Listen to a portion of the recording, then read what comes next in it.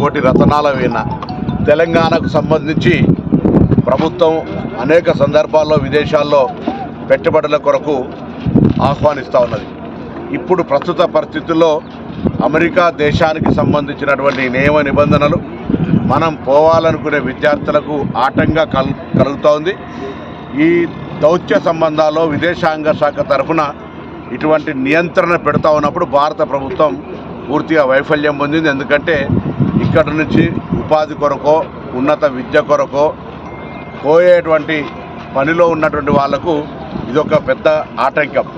నేను ఈ సందర్భంగా తెలంగాణ బిడ్డలందరికీ అమెరికాలో లేదా విదేశాల్లో ఉన్నటువంటి వాళ్ళ యొక్క తెలివంతులు, ఉదాహరణకు మన దేశానికి సంబంధించిన 100 మంది సీఓలు బయట దేశాల్లో ఉన్నారు.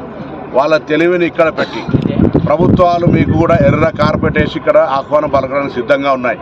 వేరే దేశాలలోనూ ఇన్వెస్ట్మెంట్ చేయమని కంటే మీరు వేరే దేశాల్లో ఇన్వెస్ట్ చేసిన అమౌంట్ అంతా తెచ్చి ప్రభుత్వం మీకు సానుకూలంగా పాలసీ తయారు చేసే ప్రయత్నం జరుగుతుంది.